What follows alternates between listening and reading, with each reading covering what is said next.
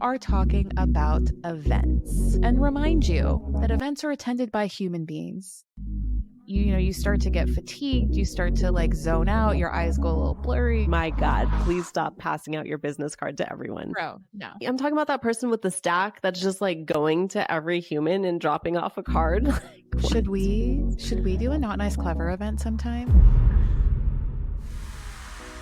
In today's episode of Not Nice Clever, we are talking about events, specifically in-person events. So whether you are an organizer of events, an attendee of events, even somebody who markets events for other people, right? There are event agencies out there.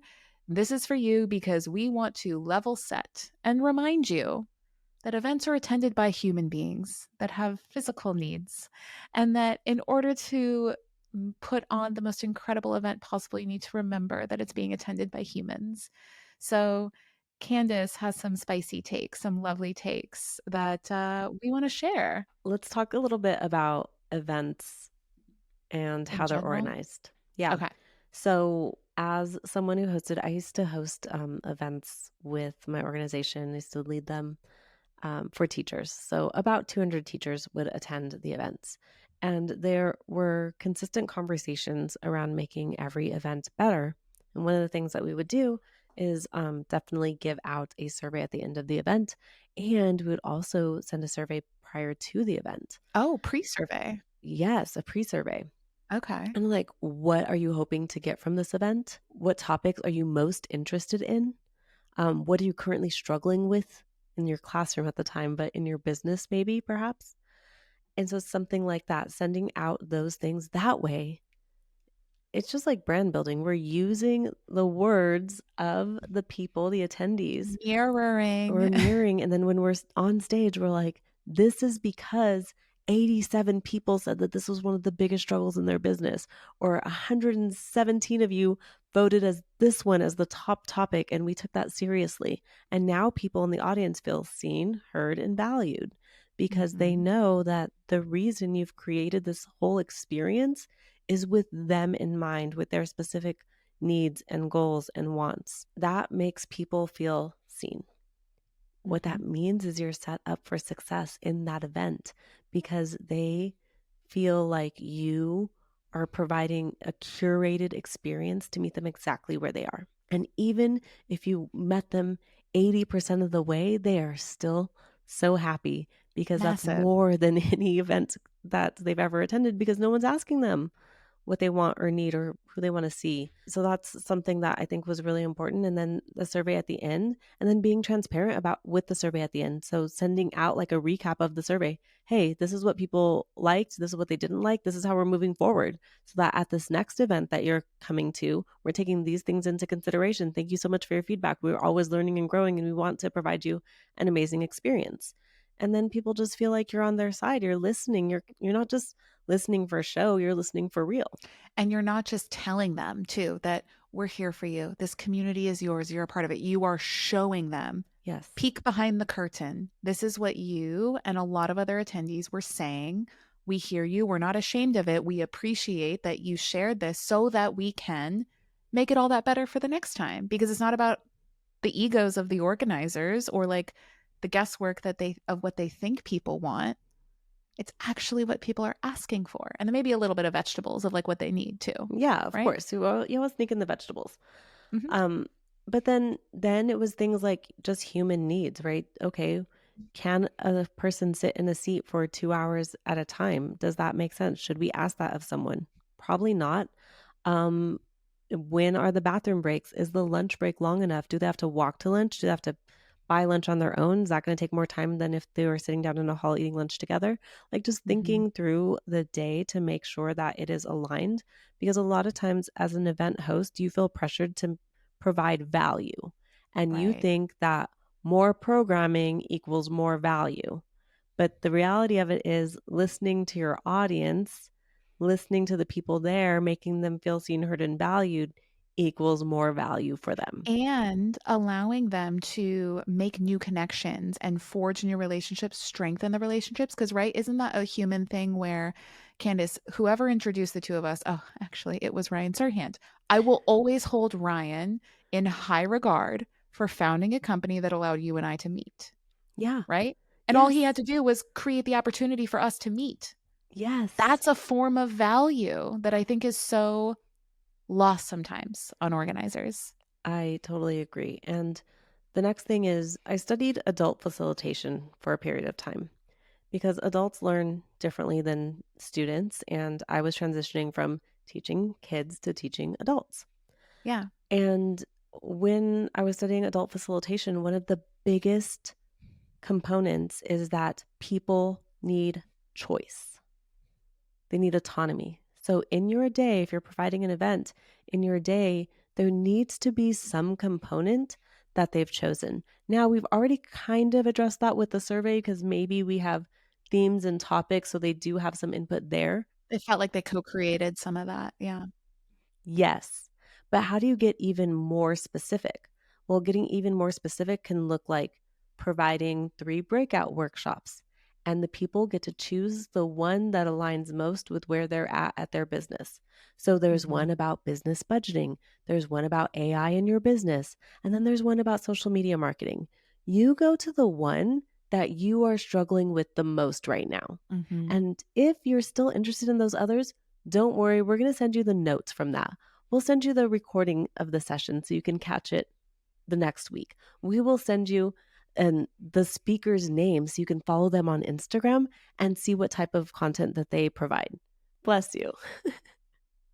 Thank you, But Candace. I just sneezed on camera, guys. You can't hear it if um you're listening to the audio version. um but just giving them access to that information in some way. You might be like, "Oh my gosh, we know you miss Kat and Candace because you went to the other workshop, no worries. I mean, who wouldn't miss us? But like, yeah. Here's the link to their podcast so you can hear what they're all about. You can learn from them in that manner, right? Mhm. And so people think like, "Oh, but if I don't give them everything, they're going to be upset." And Mm. it's if you give them too much, they're not going to digest anything No, and then it's just gonna slide out of their minds and not get stored in long-term and not memory, get and implemented. And that's right. really at the end of the day That's what you what want. you want as the event host and organizer. You want people to build relationships and you want people to feel like they walked away with something actionable, something that they feel like they can implement and that will actually change their life or their business in whatever way. Yes. Those are just some tips as someone who's hosted events. Now I haven't hosted an event for a long time and I don't know when we're going to get back to that. Should we do a Not Nice Clever event sometime? If you send us some DMs, guys, let's convince us that you want that. Yeah. Let us know. This is the pre-survey survey. There we go. Pre-survey survey. I love it. Okay, a couple things because I like you said, you want to make it actionable. From my perspective as an introvert, and Candace, we both are introverts. For me, when I attend events, I can't sit for longer than maybe an hour and 15 minutes. That's Yep. like an hour, I'm okay, hour and a half too long. But like hour 15 for me is the sweet spot. Is that what you found too when you were learning about adult facilitation? I don't remember the exact number, but I wanna say it's less than an hour. It's, like, less than an hour, Oh, it and is less than an it's hour. less than an Okay. hour, and you can have a session for an hour, you just need to make sure that humans can get up or interact. Mm. So, I recently went to an event, and Chris Do was leading a session, and he said, "Okay, you're gonna stand up, and you're gonna meet 3 people, and I'm gonna time this." So, there was forced interaction There we with go. 3 people around you, and he gave us, like, some question It's prompts like that it we kinda needed make you to sweat, like, he makes you and talk to strangers? That's yes, but it wasn't scary because Chris Do is an introvert. We'll actually link his yeah, episode so you can, like, listen to his episode here. yeah, But Chris Do such is an gold. introvert and, Kat and I are introverts, and because he gave you a framework, it wasn't scary because I knew what I was gonna do with that stranger, right? And I That's ended up true. meeting a woman named Stephanie. She's super cool. I'll probably work with her. She's, like, my exact right client. Love Um, it. and I wouldn't have had I not stood up in the middle of a session and spent 60 seconds literally with Stephanie. And so now Mhm. we've gotten up, I've met 3 people, I've sat back down, and I can go again. It's fine. Okay, so it kinda, like, is hitting the reset button and Yes. double value too, because it's not just the content of what Chris Do is delivering, which is always straight hot fire flames, But it's the fact that now, if and when Stephanie decides to work with you, you decide to work with Stephanie, the value of that consulting and coaching relationship, you're going to attribute in your mind to Chris because without him allowing that opportunity, it wouldn't, maybe it would have happened, but you can trace a direct line of ROI to that session, which Yep. is Oh, so huge. so I just went to Were ChatGPT, you of Googling course. it? Yeah, Okay. Yeah. ChatGPTing it, and adults can generally sit comfortably in a conference for 60 to 90 minutes at a stretch before needing a break, but this can vary depending on several factors: seating quality, session Mm, engagement, individual mm, differences, break frequency. It says regular breaks every 60 to 90 minutes help maintain comfort and concentration. Then it's room environment, like what's the temperature like? What's the lighting like? And all of mm. those things need to be taken into consideration. Like, I don't know if I've ever told you this, Kat, but the introvert in me can't handle being in a room with no windows for long periods of time? Oh, no, me either. I just wanna go to sleep. I can't. It's like my cave, I shut down. Okay, can't do it. Or I just, like, need to get out of here. Yeah. Um, and one time, when I was taking, like, one of those tests that you need to take to become a teacher, can't remember the name of it right now, but You've deleted it from your yeah, so mind. I went to, like, I had to go to this random high school and I had to take this test. It's, like, super Uh-huh. official, and I walked into this room and I was like, "Oh, hell no. I'm not spending 3 hours in this room. There's, like, no windows. It's just, like, terrible." I was like, "I feel, Oh like, my trapped." gosh. And Claustrophobic yeah, almost. and so 30 minutes in, I was like, "I will take this test in a new location somewhere else where, Mhm. like, I have a better environment. I don't care. I'm just gonna, like, pay the $100 and do it again." And so I just filled out the rest of the test, and I knew I just, like, failed it, whatever. I left. I passed, which means, like, that's wild. I became a teacher on that failed test that I just filled out. I don't know. Wait, wait, wait, I'm sorry, okay, okay, 2 things from that moment that I just wanna, like, boop, hit pause for a sec. You failed a test without giving a fuck I mean, because you weren't in your optimal I environment. You knew wasn't you in my could retake it, but you still yeah. took the F because I you were n like, well, you thought you were going to. No, no, I I thought know. I was going to fail it because I just Right, filled out the whole which thing, that's and I passed. amazing.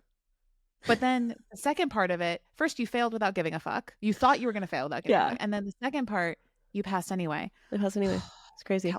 That's like California, one of those where tests where how are you, you like, I don't training our know, you need, educators of the like, next generation? 65% to pass or something, I don't know.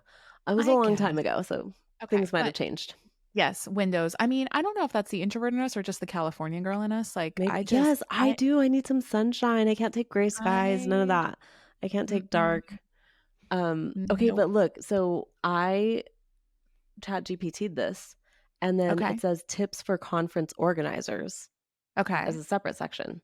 So, oh, these are good too. okay. Schedule a regular break, plan for breaks every 60 to 90 minutes to allow attendees to stretch, move around, refresh. I'm going to insert go to the restroom. Duh. Yes. Um, Provide comfortable seating, encourage movement. So, incorporate short activities or interactive Mhm. elements that require standing and moving around the room.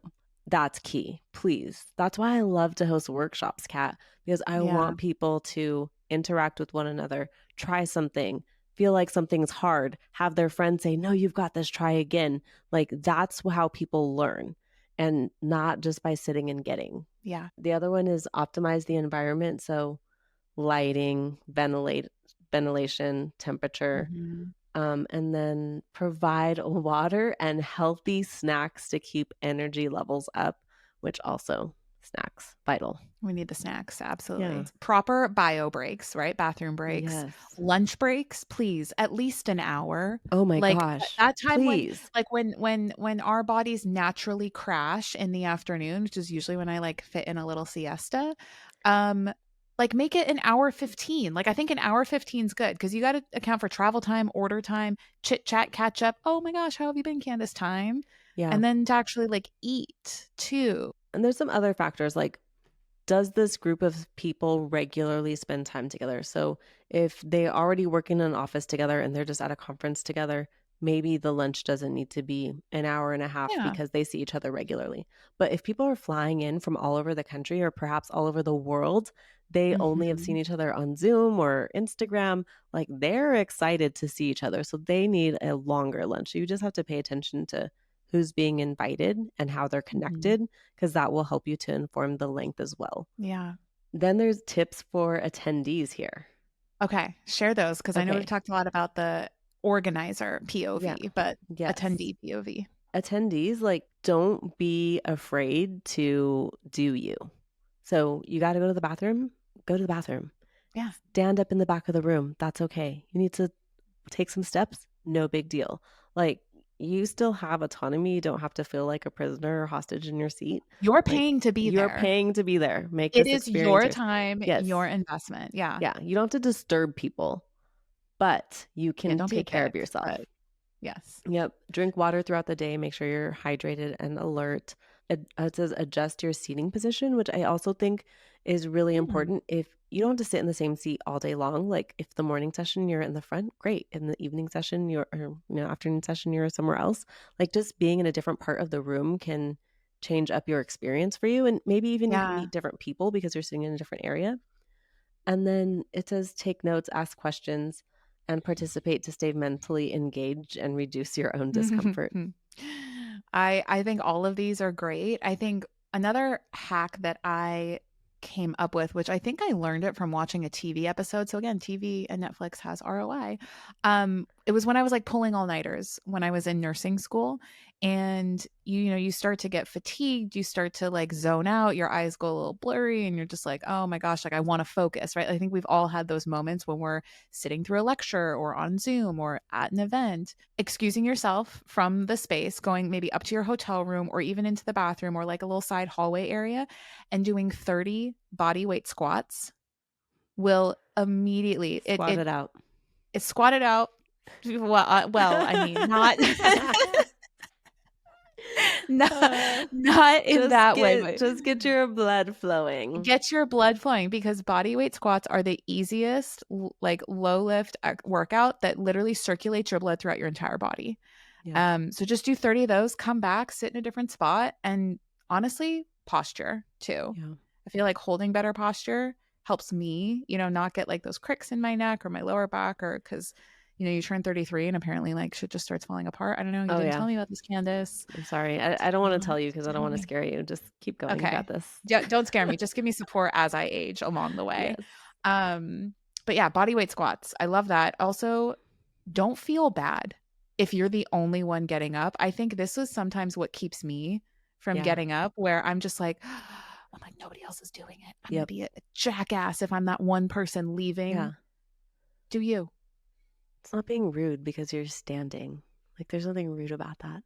Because imagine, and this is something I want to say because I don't think a lot of people know, but Candace, you and I, when we do keynotes or when we do workshops, there is a shit ton of prep that goes into it Oh, yeah. because we want you to we want to make an impact. We want you to walk away with something that's going to help you, change you, help you grow, challenge you. Um, we can't do that if all you're thinking about when we're talking on stage is that you have to really use the fucking bathroom. So Yeah. please go use Go to the the bathroom. bathroom. Take Thank you. take the 90 seconds, come back and then be like refreshed so you can actually engage. Just wanted to offer Yes. that point of view. Just go Totally. pee. I do wanna dive more into, as an attendee of an event, kind of Yeah. going back to one of our pillars. Mhm. Our pillars are branding, marketing, money, and manifesting, right? So let's go back to Yes. the branding pillar. Okay. If you're an event attendee, you've chosen to go to this event because you know that you are going to connect with people who um, you can learn from, people who you Mhm. could potentially collaborate with, and so you're excited about going to this event. How can you use this as an opportunity to build your own personal brand? Mm. And I think people forget about that. They go and they want to learn from the speakers, and maybe there's famous people there and they're excited about that, Mhm. that they forget that they can actually leverage this experience to build their own brand. Mhm. And so I have a list here. Of course, Kat and I made our own list and then we cross referenced it to ChatGPT. Duh. Mhm. And so there's definitely things here. Like number one is set clear goals. Mhm.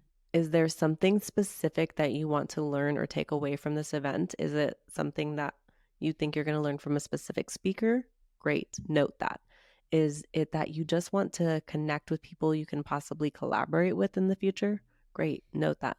You can have a lot of different reasons for attending the event, but just be clear on what your reasons are so that you don't get lost when you get there and just like the shuffle is happening and you forget why you attended in the first place. Right, or you say yes to everything. Yeah, and you don't Yes. And then you're overwhelmed and you didn't actually get what you want in the end because, and then it doesn't feel like a success. yeah, exactly.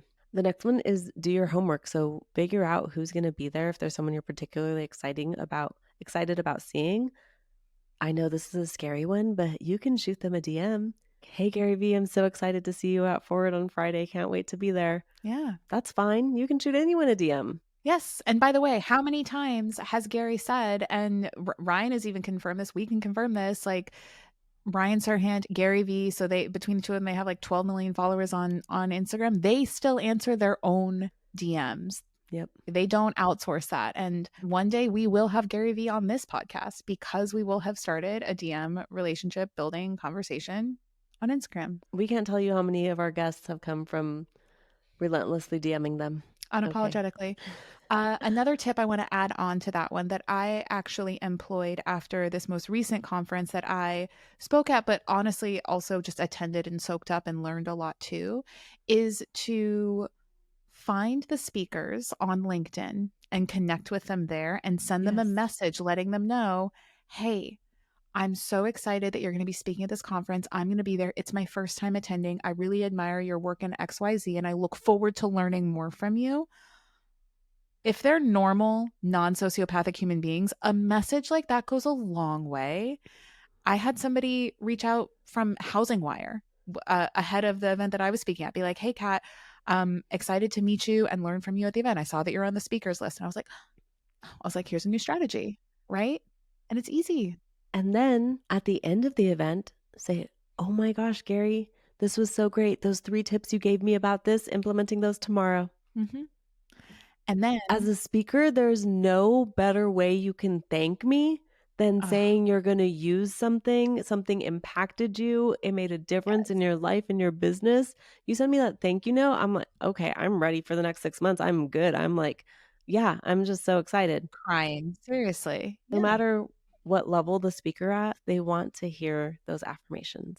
That desire never goes away. Nope. Guys, the speakers that you see at events does not matter how big their social following is, how many millions or billions are in their net worth, does not matter. They're still humans, and humans fundamentally want to be seen, heard, and understood. And if you can see them and value what they have to offer and mirror that back to them, oh, Yep. just the guy. It's the guy. This one is my favorite. It says network strategically, and the Uh, actual description says focus on building a few meaningful connections rather than passing out your business card. My God, please stop passing out your business card to everyone. That's going to do nothing for you. only if they ask for it. And Only if they ask for honestly, it. I I passed out 3 when I was at a conference in Dallas, but Yes, it's I'm because just they saying, I'm asked talking for about it. that person with the stack that's just like going to every human and dropping off Bro, a no. card. Like, what? No, no, no. I'd rather get your email, I'd rather get your phone number, I'd rather connect with you on Instagram or LinkedIn. Like, let's vibe there. Let's talk So first and then well, that see too, if it makes sense for us to even exchange information. to connect. Yeah. Okay. Any other tips from the wise old ChatGPT? Yes, it says attend relevant sessions, which I think we talked about. So pick the ones that are most relevant to you and your business, which is why it's important for event organizers to let you know what the schedule is. Yes. Huge. Do you have an idea? I did. Okay, so she saw my face. If Mhm. you guys are watching the video, you see like my reaction. Okay, quick little itty bitty baby tangent. I saw a reel on my explore page the other day. And it was like when I have to remind my wife that her face has subtitles. That's Dom all the time. Dude, yeah, me and Candace, our face comes with subtitles. The thought 100%. that I'd had when you brought that back up, speaking to organizers, is, let's take it back to like really simple analogies. Framing it like that, giving people the autonomy to choose, but then not letting them see everything keeps them wanting more, right? Coming back for more so that you Yeah, get engagement post event, not just in that one like spike of engagement, like at the event itself, right? totally. The next one says be open and approachable. I think that they made that one for me because as an introvert, I could also suffer from Yeah, RBF, which makes it you challenging do. sometimes. Maybe we just need to Um, get you like a name tag that says, "Excuse the RBF, my name's Candace." yeah, I'm not that bad. No, you're not. I know, I'm just giving you shit 'cause like, No, but no, that's what no, I'm oh, gonna add that to the shirt. we I'm should not get that bad. shirts like that. Be like, "It's not Anyways, RBF, it's called being an introvert." yeah.